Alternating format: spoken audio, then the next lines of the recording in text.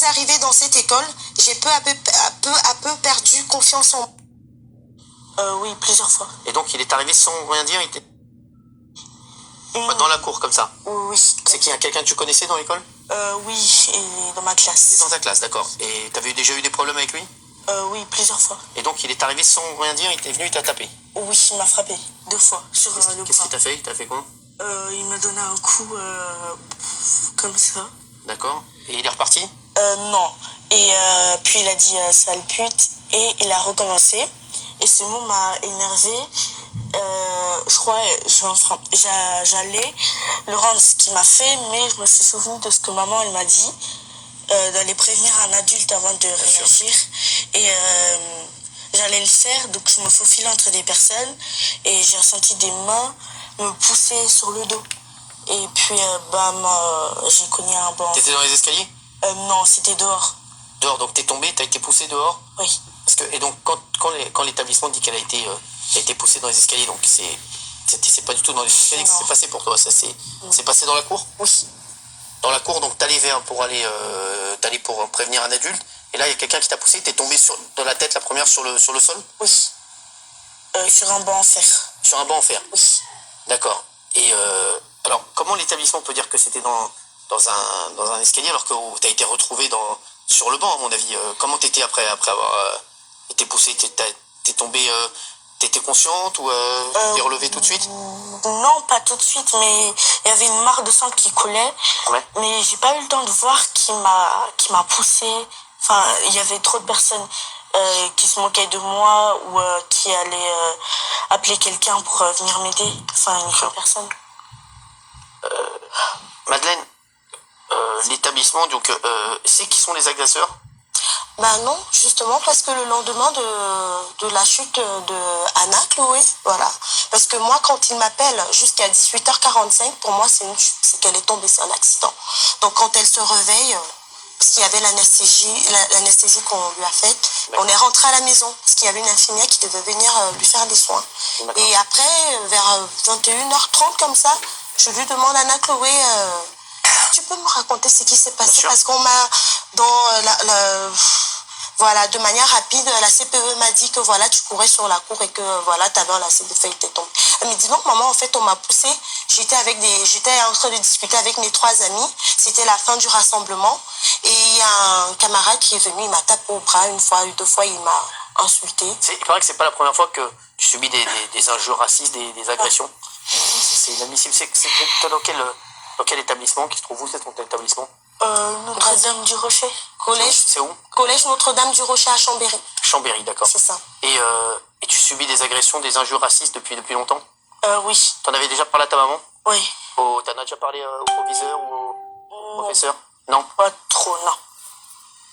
C'est incroyable, ça, quand même. Et donc, là, l'établissement dit que tout ça est faux, puisqu'on a même l'avocat du proviseur qui s'est exprimé sur BFM, qui sera avec nous d'ailleurs demain sur le plateau, qui dit vraiment qu'elle est tombée dans les escaliers, hein, Gilles, c'est la version. Isabelle Morimos, vous avez apparemment des infos, vous. Oui, moi j'étais sur place au moment où ça s'est passé, donc j'ai un peu suivi l'enquête sur place avec les gens. Le week-end, oui, je suis très très souvent à Chambéry. Et donc j'ai suivi l'affaire. Moi j'ai été très perturbée parce que beaucoup de mes camarades journalistes qui avaient pris fait et cause par principe pour vous au départ, comme c'est logique de le faire, et ben au bout de 2-3 jours m'ont dit l'affaire est infiniment plus complexe qu'on l'a dit. C'est peut-être pas aussi net qu'il y paraît au départ. Par exemple, les caméras de surveillance qui ne marchaient pas depuis de nombreuses années, et en plus c'est un angle mort. Donc de toute façon, même si elles avaient marché, on n'aurait pas pu voir la scène. Et a priori, les gens disent tout le monde le savait dans le coin.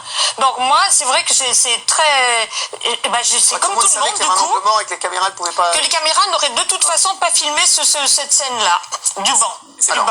Laissez répondre à Anna Chloé et Madeleine.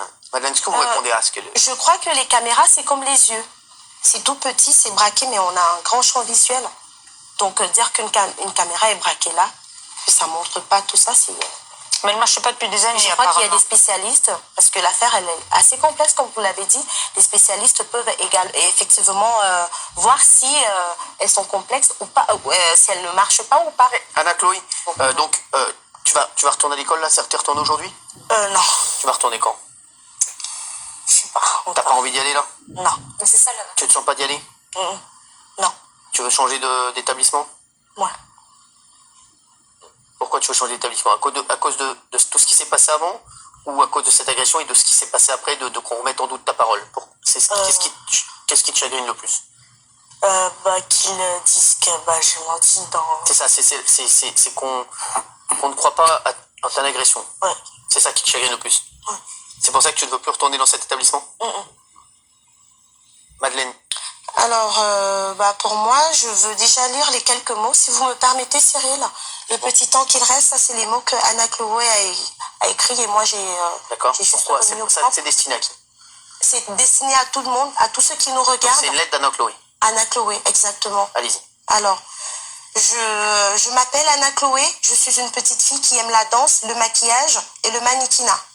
J'aime aussi beaucoup les selfies et les vidéos. Avant, je me sentais bien dans ma peau. Je me trouvais jolie car ma maman m'a toujours appris à avoir confiance en moi. Depuis que je suis arrivée dans cette école, j'ai peu à peu perdu confiance en moi. Des élèves se moquent souvent de moi. Ils se moquent de mon poids, de ma couleur de peau. Maintenant, à cause de ce qui s'est passé, je me sens mal dans ma peau. Quand je sors, je me sens pointée du doigt. Je me sens différente. À cause de cette cicatrice, j'ai l'impression d'avoir une étiquette sur le visage. Ils ont juste enfin réussi à me sentir différente.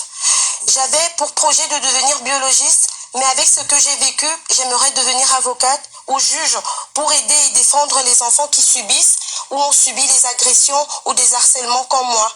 Je voudrais demander à toutes les personnes qui nous regardent d'arrêter de diffuser le racisme et l'harcèlement.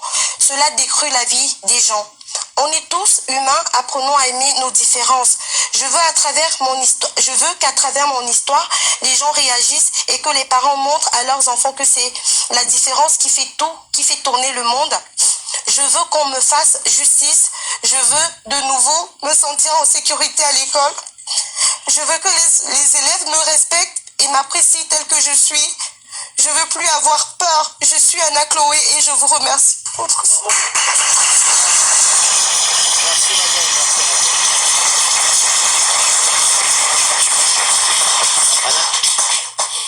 Merci Madeleine.